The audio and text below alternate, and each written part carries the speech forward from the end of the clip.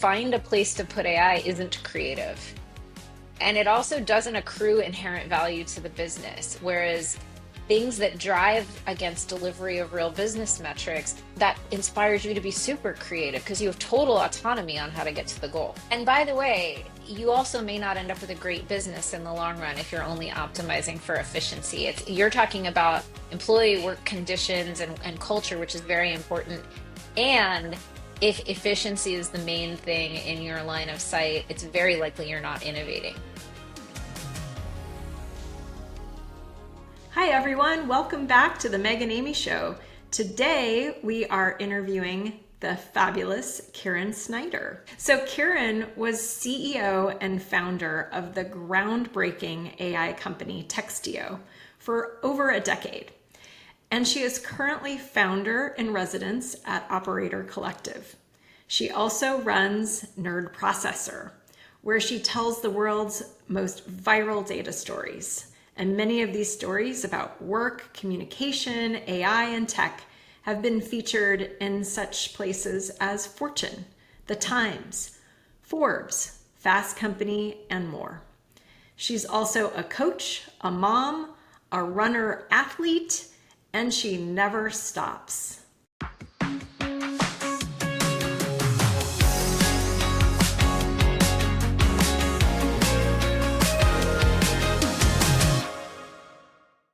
Welcome, Kieran. Yay, I'm so glad to be here. So great to have you. So before we dive in today, I'd like to ask you a personal question. You're a longtime basketball coach and a groundbreaking tech CEO. So which is harder, coaching middle school girls or pitching VCs? Well, I would prefer to be pitching middle school girls overall. If I could like combine the two. I'm really spoiled. I've been coaching for like 30 years, but I have been working with the same group of girls for the last three. Unbeknownst to them, I feel really torn this year because they are about to be seventh graders. By the way, none of these are my kids. I've coached all of my kids. I no longer coach my kids. They're about to be seventh graders, and I don't like seventh graders that well. Like, I think if the world were run by fifth grade girls, it would be a much better place. Like, fifth grade girls are peak humanity, in my opinion. But they're all last, like, you're going to keep coaching us this year? And I was like, ooh. Well, I like you, but I know I'm not going to like you this year. So like maybe I'll catch you on the flip side in eighth grade when I know you're going to be amazing again. Because I had three girls go through seventh grade. So harder. If it's fifth graders pitching VCs, I think if it's seventh graders, it might be coaching the seventh graders. Very insightful, very And yeah, Yes. you insightful. have three daughters, so you know the seventh grade issue. Yeah. I do. They all went through their own sort of slough that year. Can I tell you the saddest thing though, since you asked about coaching basketball? The saddest thing is that I no longer have any kids who play. I had one who was very serious about the sport and she was a really good player. And her ninth grade year, she played basketball and volleyball for the first time. And she absolutely fell in love with volleyball. Go volleyball. That was my team. Listen, Yeah. it's amazing. She's so happy. It's very hard to argue with. So, like, I'm learning a ton about volleyball now, but she's Well, all in on volleyball. And this is how we become our own people, I guess. exactly. Yes. Mine made it through sports. My oldest, anyway, made it through sports until through high school, and then in college was like, yeah, I don't want to do sports anymore. I want to go do other things. So there's always those chapter endings for sure. It's true. My son, meanwhile, he played soccer throughout his life and then in college graduated to pickleball. We're not sure if Oh, he's in college or in a senior living center. love it. He'll be ready. Exactly. He'll He's be ready to ready. retire already. Yes. Okay, Yes. Meg, over to you. All right. I really am fascinated by you because you have this background that it's almost like you're either the most prophetic person I know, or you have just managed to bring the world to converge towards you because you have been doing AI for a long time. You started out in, text and natural language processing. And at the time, those were all kind of like new and different and kind of on the side. And now everything has come forward where technology is language. And I'm just curious, when did you see this starting to happen and this convergence happening? And what was your first indication that you had picked the right discipline? I was the daughter of an engineer and a writer. And my dad's actually 85. He is still running his own small electrical engineering company. And my mom was a writer. And I ended up choosing to double major in math and linguistics because I didn't really want to choose a side, You if didn't you want to will. choose.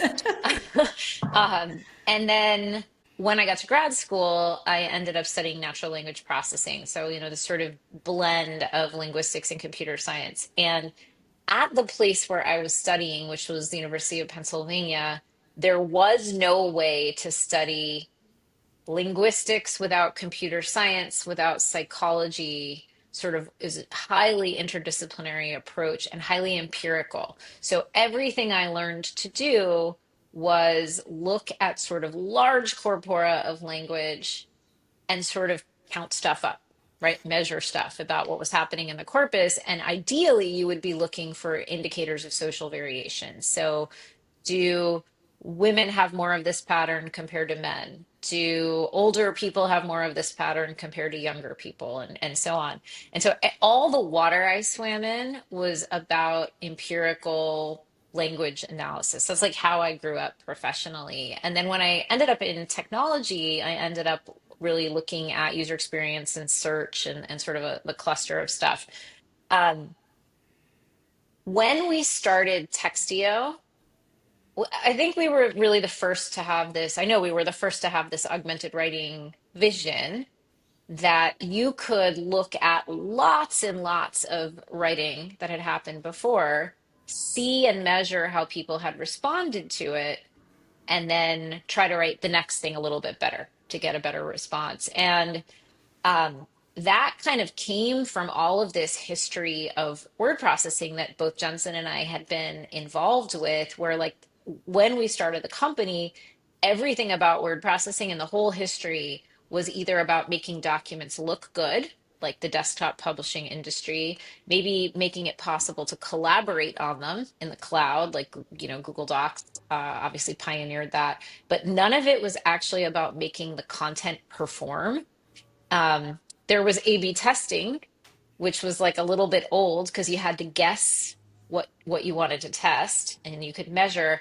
So all the pieces were kind of there. There was like writing on the internet at scale. There was A/B testing and measurement, but nobody had sort of put this all together in a writing experience. And so we sort of had that idea. And I think the first time I thought it was going to work was really early in Textio. I was talking to somebody who went on to be a three-time customer at three different companies, but we showed her this early version of the product, which didn't have any data in yet. We had just encoded sort of job description best practices. And I was like, try this out, see what you think. And she was like, yep, this is really good. My team could use this. We would get better. I bet it would get even better if I gave you all of our data, right? I'm trying to keep a straight face. I'm like, yeah, we could try that. We could totally try that. Sure, if you want, We could try if you that. want. Yeah. And she sent us, definitely she should not have, she sent us like over the internet a CSV of like all of their outcomes data. Like definitely her employer did not know. Um, and thus began our sort of data flywheel. And of course, the more data you have, the better it gets and the more predictive the platform gets. But when she had that light bulb go on as a customer, because we sort of sold what our vision was, I was like, oh, this is going to work because customers are going to want in. We're going to get the data that it's going to take to make the product really good. And now, here we are so many years later. I love how you had the thesis, but then you waited for the spark within the customer. Are you seeing sparks like that in other areas today? Like, what are the places that you're seeing people bring forward not just technology, but like, hey, this could be really valuable. Any new stuff you're seeing out there? Yeah, I've spent a lot of time in the last year working with Operator Collective. So I am not a VC. I never want to be a VC, just putting that out there. But it's been really, really interesting seeing so many startups at early stages of incubation. I love early stage stuff. The biggest thing that I think is happening, that I think is driving a lot of innovation is so a year ago, you'd have a bunch of CEOs who would say to their teams, like, let's get with AI. And you'd have a bunch of execs run around and be like, okay, got to figure out where to put AI, got to like fit it in somewhere. What I think is starting to happen now that is driving the real innovation for organizations is that instead of let's get with AI, exec teams are giving their companies operating constraints. Like, hey, our mission is to onboard customers 20% faster. Or our mission, instead of hiring 500 people this year, we're going to hire 1,000 next year, but we're not increasing your headcount. And so what's happening is leaders who are trying to operate to those constraints now have to look across a broad spectrum of tools and systems because they got to change what they're doing. And that naturally leads you in many cases to AI tools that allow you to work with different levels of efficiency. And so there's so many companies stepping in now to help drive against real outcomes, which I think was something that was very new when we sort of innovated it at Textio. Yeah, that's much better too, right? I mean, that is giving people reason to be creative rather than reason to be afraid. Yeah, and also I think like find a place to put AI isn't creative. Yeah. And it also doesn't accrue inherent value to the business. Whereas things that drive against delivery of real business metrics, as an executive, that inspires you to be super creative because you have total autonomy on how to get to the goal. You see the line of sight, right? You see the line of sight to the value that you're going to create with that innovation. And I think it's that path that creates opportunity for focused innovation that not only helps you learn what AI can do, but also helps you stretch the envelope because you're really driving to a result as opposed to a fun project or a side kind of gig, right? This is in line with the core value creation that the business is trying to drive. Yeah, you recently wrote an article about AI first leaders, and one of the points that you made was that AI native leaders understand the metrics that define success in their functions, and they lead by applying these metrics. And I had highlighted that as something that I wanted to ask you more about in this session today. And I think you just answered, you answered my Yeah. question. And so like, and this is something that Meg and I have been talking about a lot as well, about is like, everything's changing, but what isn't changing is what you actually, the business outcomes that you actually need to get to. And maybe you could get by without really knowing those metrics and knowing those business outcomes because you knew how to do your job. But now everything's changing. And so you have to get back to the most basic tenets, which is what is it actually that you are trying to accomplish? What is it? What are the business outcomes you're trying to get to? And only when you put that lens on, can you really start to look at, well, how can I do it faster, better, at more scale? And then you can start looking at, okay, well, how does AI fit into that? Yeah, I think look, like when we started Textio, if you just look at HR tech, like a space the three of us know super well, most software in the ecosystem was making workflow promises at the time, right? We're going to help organize your candidates or organize data about your employees and make it easy to find. It was mostly workflow and organization. One of the things we did that was, I think, a little bit different that now is playing out for so many AI companies is we started making outcome-based promises like, hey, if you get a Textio score of 90, your job's going to fill twice as quickly. And that was designed to match the metrics, in this case, that talent acquisition leaders were already being held accountable for, time to fill being an example of that. And so what's happening now, I think, with AI companies is that buyers are a lot more savvy than they were 10 years ago. They know that they should be expecting outcome-based delivery, and AI should be able to produce it.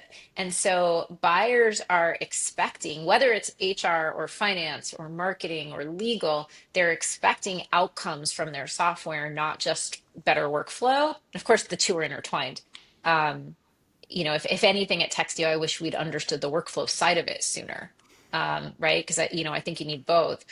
But that is a big difference, is that now leaders who are buying software because they're running businesses are making sure their software helps deliver those core metrics. And they see AI as an enabler potentially of doing that.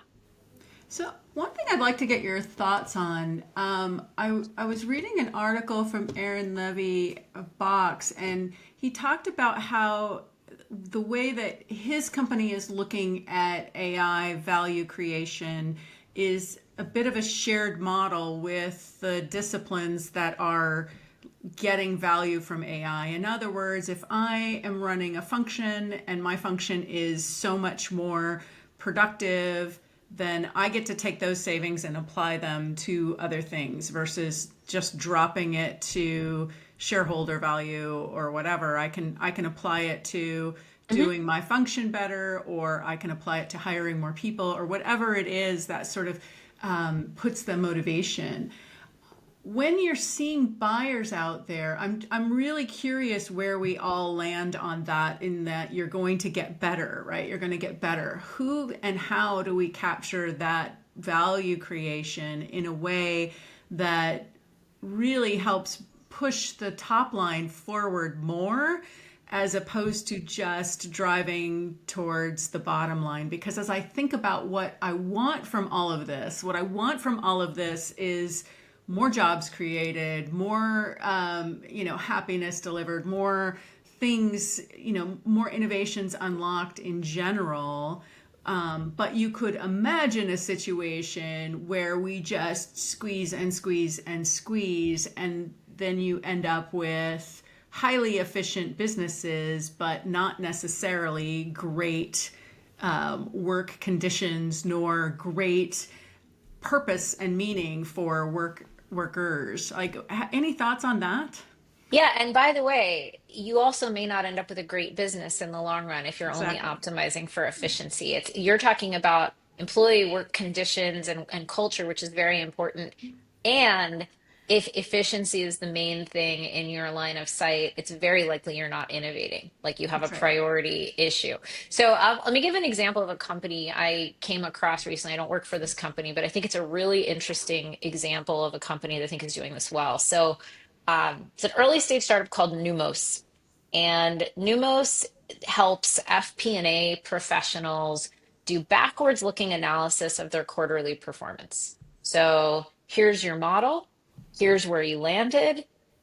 Of course, finance people near the end of each quarter have to put together a variance analysis. They have to explain to exec teams and boards of directors not only what was off, or why they overshot, why they missed, whatever it was. They then have to put together the future looking plan and model.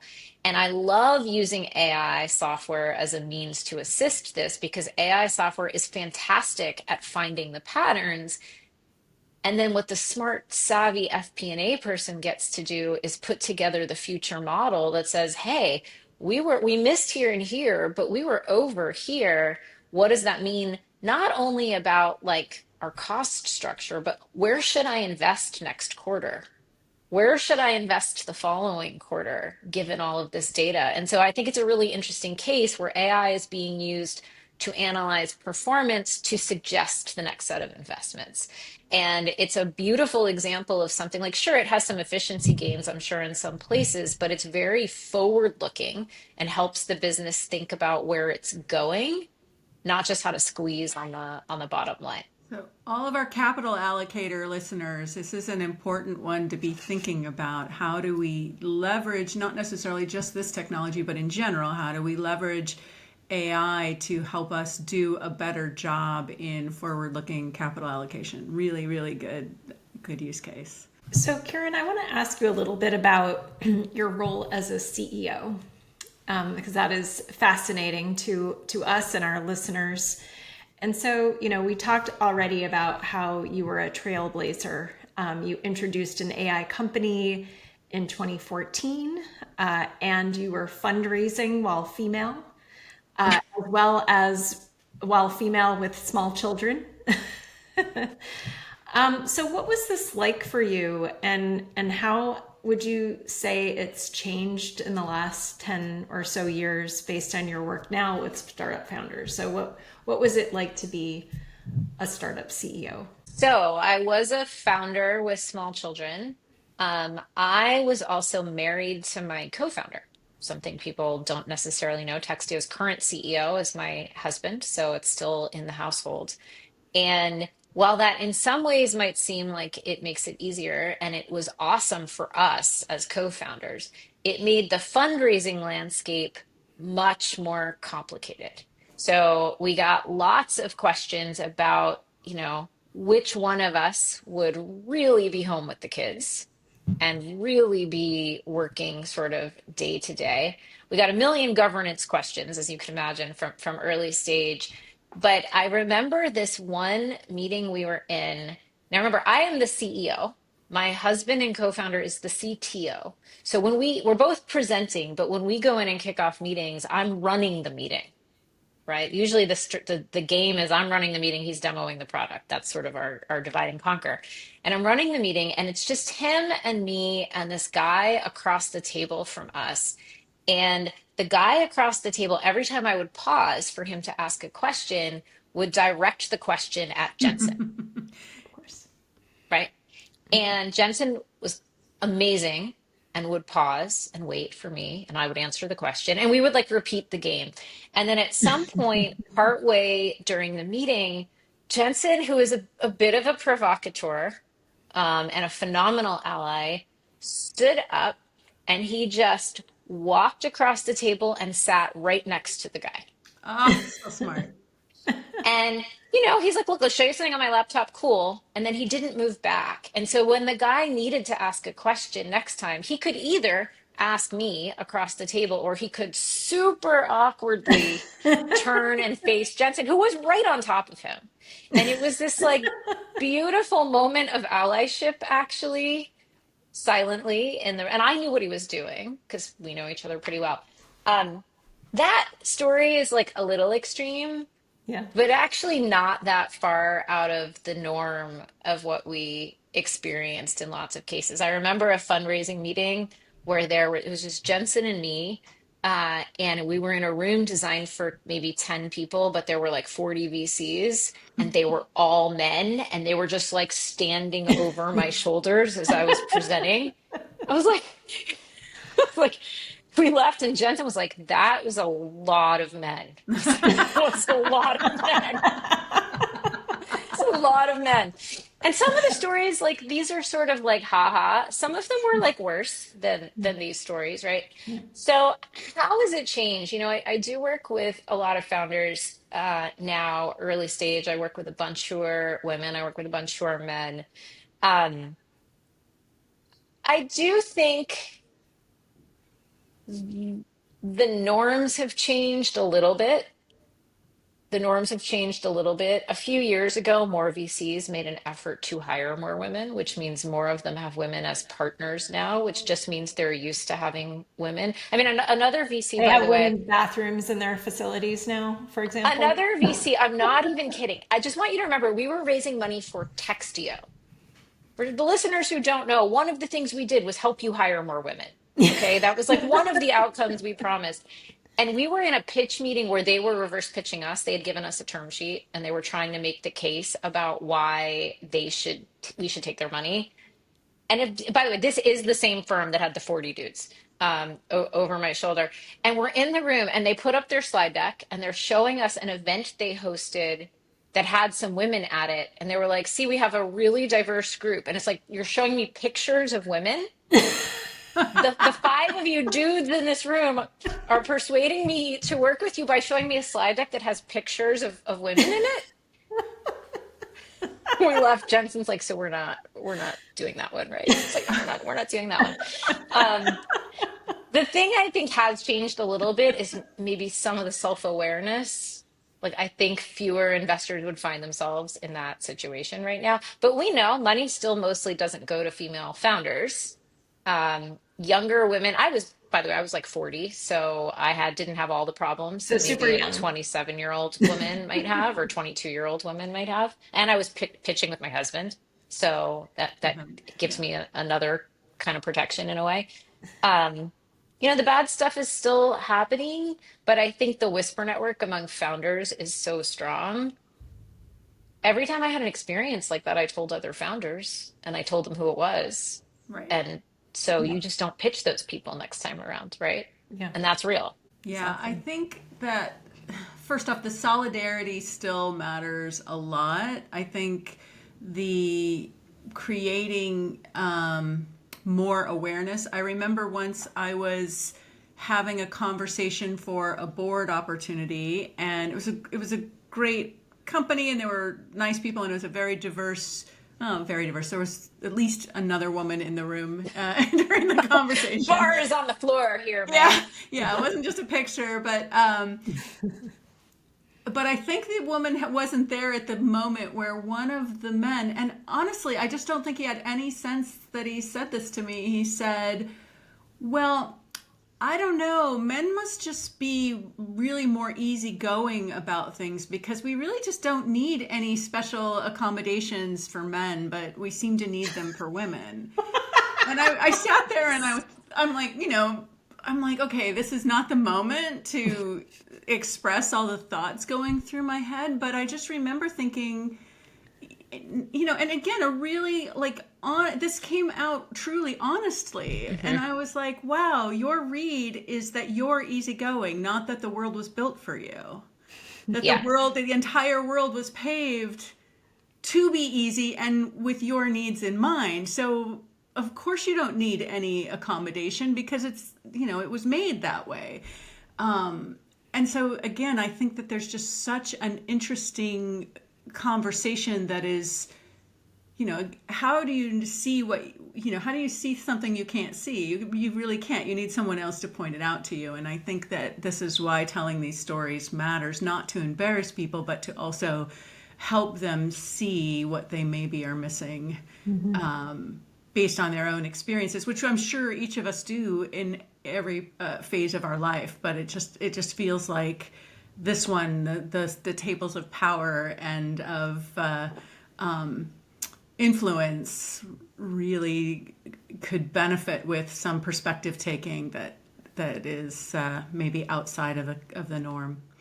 Well, my pro tip for potential investors is if you're trying to invest in a woman who is the CEO of a company, do not demonstrate your allyship by showing her photos of other women. That's my if your listeners take nothing away, that's my pro tip for That's today. That's the sage headline. advice. So my other question in this realm, Kieran, is so you talked about, all right, so you started a company with your husband, you have three small girls, you're crazy busy, you're running around like your pants are on fire. How did you manage your time? How did you deal with mental health? I don't know if you thought about mental health in the 2010s or if that is Yeah. more of a recent thing.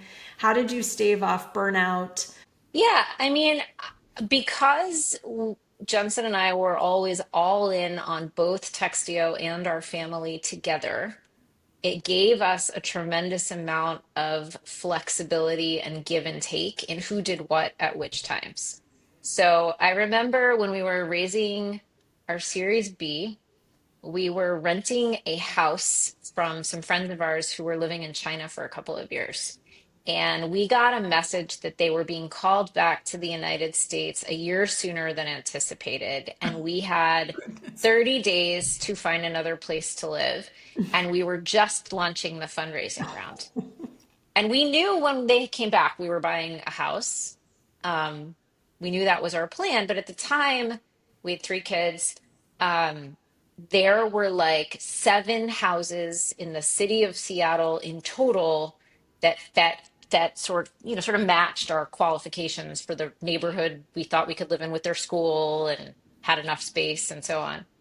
And so I was like, okay, I'm going to get the round down done. You're going to get the house done.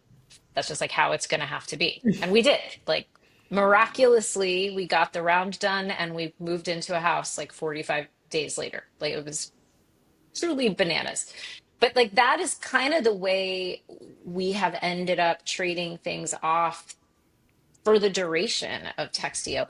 Our kids, I mean, my daughter, I'll tell you the story. I had a chat. My daughters are now teenagers, so I have a rising junior, sophomore, freshman in high school. And I had a conversation with them a few months ago. I was like, okay, if you had to provide for yourself tomorrow, legally, because with our youngest, you do need to make that specification legally, what would you do? And the oldest is like, well, I'd probably babysit. And the youngest is like, oh, I'd probably just starve. I don't know. Maybe would anyone pay me to sing? Like, probably not. Um, but the middle one, like, barely looked up. And I was like, no, what would you do, River? And she's like, obviously tech sales. Like, obviously. And I was like, and she's 15. And I was like, she's like, you've had me working as an SDR since I was 8. And she's right. Like I would have her come into the office when I didn't have childcare and I'd be like, all right, your job is to write sales pitches. Like your job is I'd have her make little videos. I'd have her like write her best Textio pitches. They're really pretty good. And she's like, literally, you want me to get a job tomorrow with the skills I have where and I don't need a degree. Tech sales is what I had to pay my bills. I bet I could be an SDR somewhere. And so like the reason I tell the story is like our kids have been so integrated into the company and our work that the lines are really blurry for us. And we're really passionate about what we are creating in the world. And we're really passionate about them seeing us create something of value in the world. And so every day is a day-to-day optimization. But part of how we've managed is like it feels like 5 of us in on it, not just 2 of us in on it. So you just gave me a massive flashback. Apologies, but I have to tell this story. So when I was growing up, my mom and stepdad were carpet cleaners and they were starting a carpet cleaning business and they literally had a bunch of people on the phone with a phone book calling people to see if they wanted their carpet cleaned. And I was 4 years old and I was on the floor next to all of them and my mom just unplugged the phone. This is for people that are young. You used to have these big, massive phones. Anyway, she just handed me one that wasn't plugged in and my own phone book. And I absolutely did the script cold call. Yep. Crossing off the name. I was 4, so I really couldn't read any of the things, but I had memorized. And now we know why you're a used car salesman. A used car salesman, yes. Well, no, but this is truly, and now you're actually an executive. Like this, Right. you know, the fact that your parents exposed you to their work and made you part of it, it creates a little bit of something, right? That same daughter was in the office the night we launched commercially because we didn't have childcare. And so she had to come to the office with me. I remember an engineer, we were having pizzas, asked if he could take her out for a walk he was walking a dog. They were going to the park and kicking the soccer ball around. He's like, can I take her? I was like, sure. And so, but of course he was like 25, she was 5. And he didn't have a cell phone with him because he doesn't know when you're out with a kid, you keep, and so they were gone for like 90 minutes. And I was like, oh my God, where are they? And I ran out and I was all over the street. And then I just saw them, walking across the street. He's holding her hand. The dog's in front of them. They're coming back with the pizza. He's like, yeah, she wanted to run around a little longer. I was like, okay. But look, she was just part of all of it with us, right? And that creates something. I love that. I think we're going to be running out of time, but I can't stop the main part until we talk about your data stories because that is such a gift that you are giving to the world, as well as, leading by example. How did you come to the idea of sharing your wealth of expertise in this area? And, how are you thinking about expanding that part of your business and your life? Yeah. So A data story for me is when you find an interesting data set, you see what it says about the world by analyzing it, and then you put it into a form that somebody doesn't need to be a data expert in order to appreciate or understand. And before Textio was getting started, I was doing a lot of this. So the original piece I wrote that went viral about bias in performance reviews and Fortune was a great example of a data story that in many ways paved the way for Textio. Um, and so I I didn't love realize that you had done that story before Textio. I just assumed it was as part of Textio. So it was even before. it was published officially 60 days before we founded Textio. Wow. But I was doing that work. I was not a great corporate employee in my final job because I was mostly writing these stories sort of ad hoc. But I was doing that work and it sort of helped. Actually, when we started Textio, we weren't originally going to be an HR tech play. We were really going more after sales and marketing. Our very first thing we did to raise money was we built a Kickstarter predictor. But it was really clear that was resonating all of this. And I was doing that work because I was curious about the stories. And so the rest kind of is history in terms of how we landed. But there is an art to telling these stories. And at Textio, over and over again, I was able to use this skill to drive a lot of our inbound business, right? To be able to tell a story. And the story has independent interest and value. You don't have to be a customer or use the software to find some value in it. And the stories often would go viral because they would tap into something either that people wanted to believe but didn't have proof for, or maybe something they thought couldn't possibly be true and it made them a little bit surprised. And so the best stories usually are one of these two things. You use confirmation bias in some way. And so after I stepped back from being Textio's CEO and I stepped into the chief scientist emeritus role, I was still supporting the team with data stories and data story research.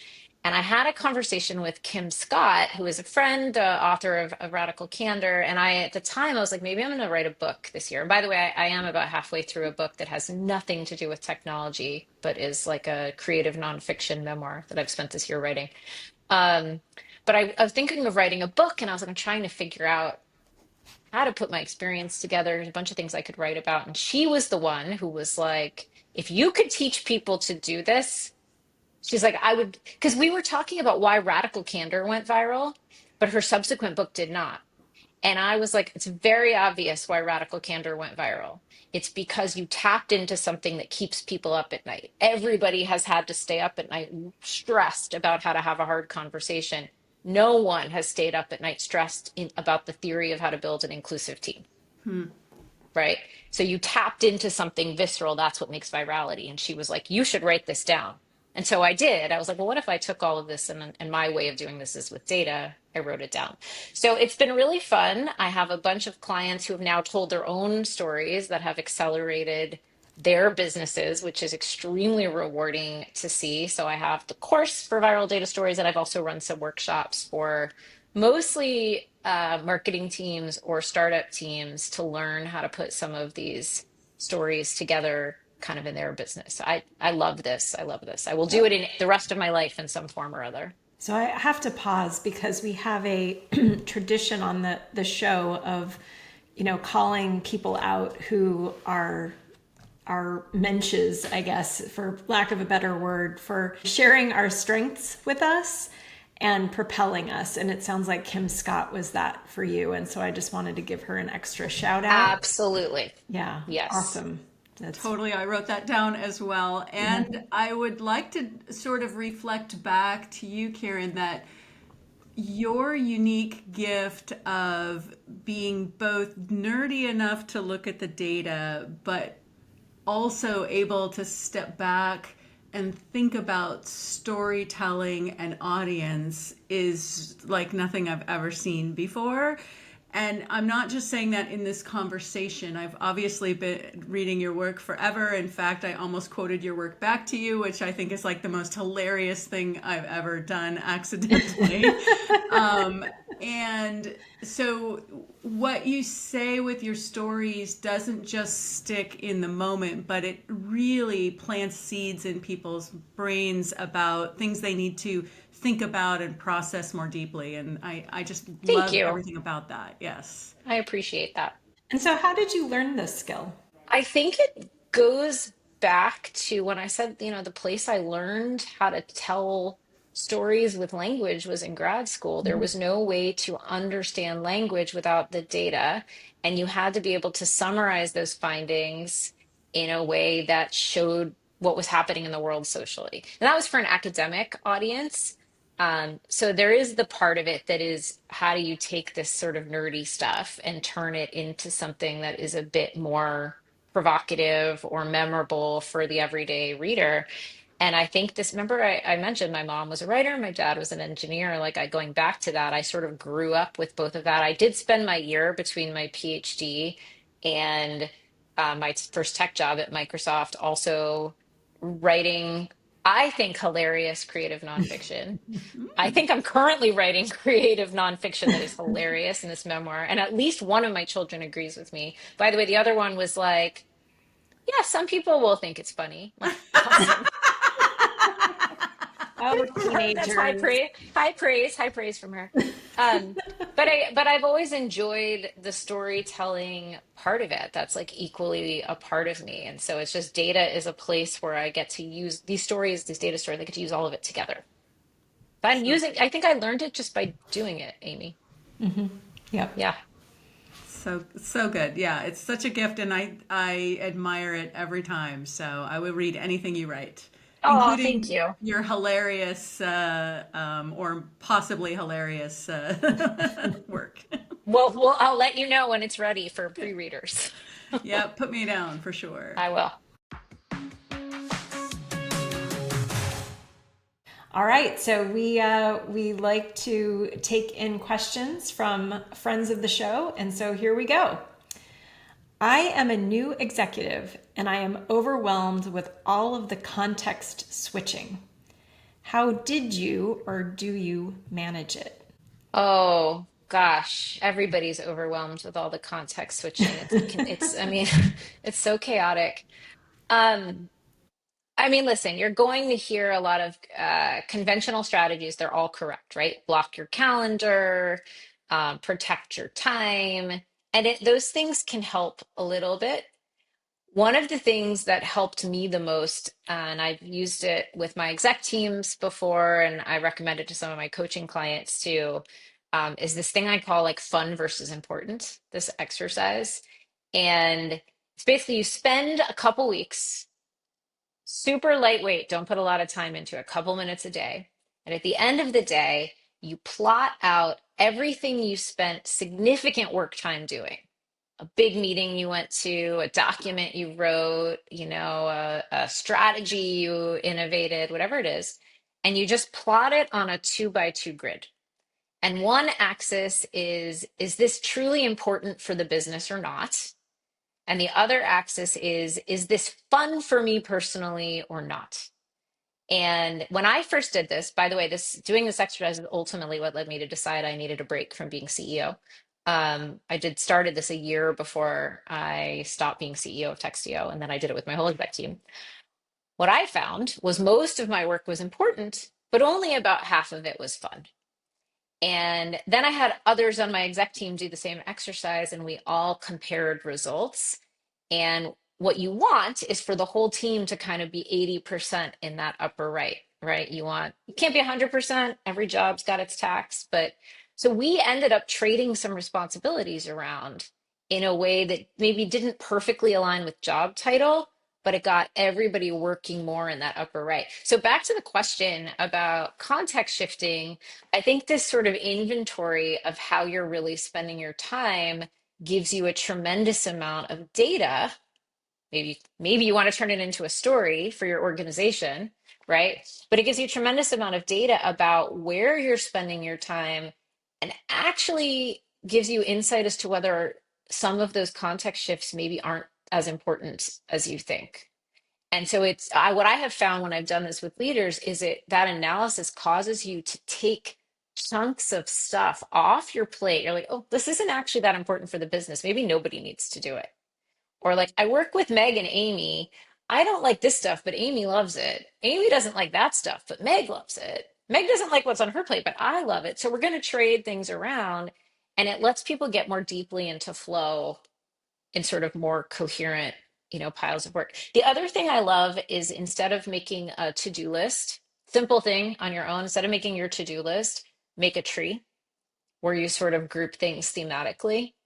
And then you can kind of say, okay, like here's my people activities bucket, here's my product strategy bucket, here's my like admin overhead bucket. And it lets you decide which bucket is most important today, which task is most important today. But seeing it as a tree, again, is another way to see the balance of where your time is going. But the whole idea is to cut stuff, like remove the shifts if you can. Just take them off your plate. So I love these ideas. I've actually blogged about this a couple different ways and a couple different times. So I also am a big believer in doing the inventory, thinking about types of work, thinking about, I like to put it in the frame of managing your energy, which is really just the different words for what, Kieran, you were describing. A couple of other things. So as your job gets bigger, it becomes more important. You have a lot more stakeholders, you have a lot more constituents you have to manage. A couple things that are really important to overlay. Number one, you need to be really intentional about the energy you show up to whatever those different contexts are. Some types of meetings can be with trusted friends, and you can be a little bit less prepared or a little bit like emotionally prepared. You can just kind of show up however you are and have whatever emotions you have in that moment. Some things really, it might be a group they don't get to see you that often. And if you show up and just are having a low energy day, that could really inform their opinion of you forever. So taking the time to ground yourself in what the context is and what they need from you, and really being thoughtful about how that's going to arc within the energy of your day matters a lot. Because if you're doing a whole bunch of things that force you to pull deep into your energy reserves to show up in the way you need to show up for that thing, maybe you're fundraising, maybe you're presenting to the board, maybe you're doing whatever, and you haven't thought through recovery from that, you can end up cumulatively depleting yourself. So my strong recommendation is to take it seriously. It does take practice. So sometimes you just got to get the reps in to get better at it. And then thinking in terms of strategies of energy, how you focus your time. And one of the things that I like to do for energy is to sort of balance out energy takers and energy givers within a given day, because that helps build more sustainable strategy for me. So if you're trying to manage cognitive load, that's not as helpful. But if you're trying to manage energy load, which for me has a lot to do with how my cognitive efficiency works, it is super helpful to be planful and look at your calendar as something that you can manage within a day or within a week to try to keep those ebbs and flows going in a way that gives you the reserves you need to be able to manage. Also, just worth saying, not everybody likes jobs that have a lot of context shifting in them, right? You don't actually have to be an executive to have an amazing career. And Correct. so a lot of executive jobs do have a lot of context shifting in them. You can learn to get better at it. You can use these strategies. And still, in all, some people don't like that way of operating. And that's okay. There was a Paul Graham article maybe a month or two ago called like maker mode versus manager mode. And it was all about like time management and how, for maker mode, it's bigger blocks of flow time, and manager mode is, very quick blocks of Hmm. meetings, and how they conflict with each other, and how managers tend to inflict manager mode onto makers, and that makes makers miserable. It's a great point. Yeah, Yeah. I thought it was a really brilliant article.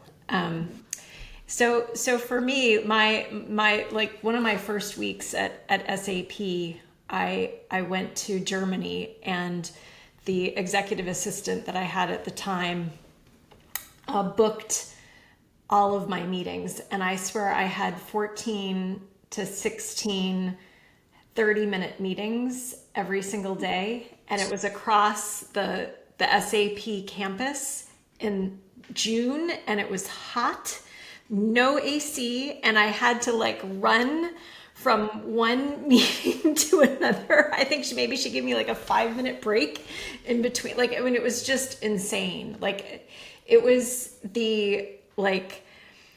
it was context switching at like this level, right? On every dimension too. Every Physical dimension. context switching, person context Right. switching, topic context switching. Yeah. Yeah. So everything after that seemed really easy. It was like when you have a phobia and you have to like you have Exposure to like therapy. live with the snakes or something. So, but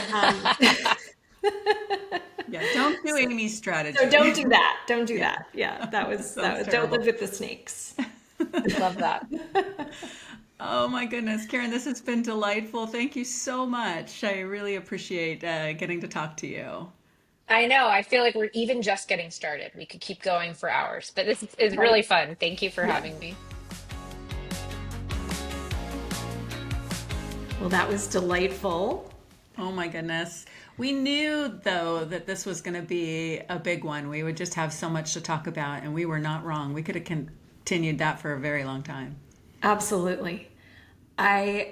She's just multi-talented and multifaceted, and it's just incredible.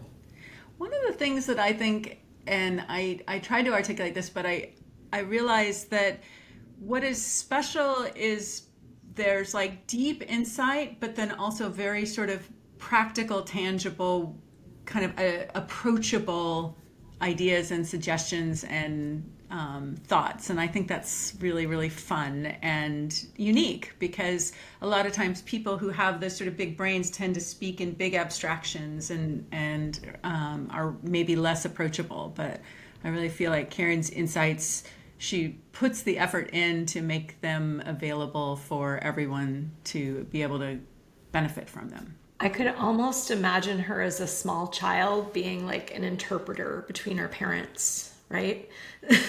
Yes. And then it sounds like she had Dad one. is telling this story, Mom, and Right. Dad, Mom, really, she was trying to like use these numbers to. And it sounds like the middle child is going to be a killer salesperson already. So yeah, I got to watch out for the hiring there. I think I was reflecting to the intersection of Dave Liu's story about, hey, I had to learn to tell stories, and Kieran's gift to the world with her data story curriculum to like that. I think is a perfect moment where recognizing the value of stories and that this is a skill you can build and that there are people who will train you.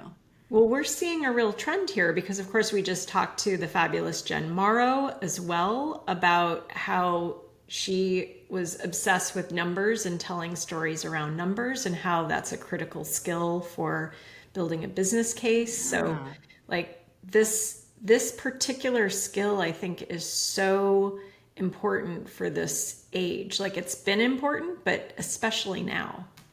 And I think it's also really the people that are good at this are going to be able to sort of unlock that future value because they're able to bring people along with them across multiple disciplines, which I think is really why that is so beneficial. Yeah, exactly. Yeah. So good times. Very good times. All right. Well, everyone, I hope you enjoyed the Leadership Corner segment again this time. Please do send your questions in. We love to get them and include them on the show. Thank you so much for watching. Do subscribe if you haven't already and spread the word. Let your friends know. This might be a great one to do that with. Yes. Say, everybody, let's invent the future together. I believe in us. Make every day count.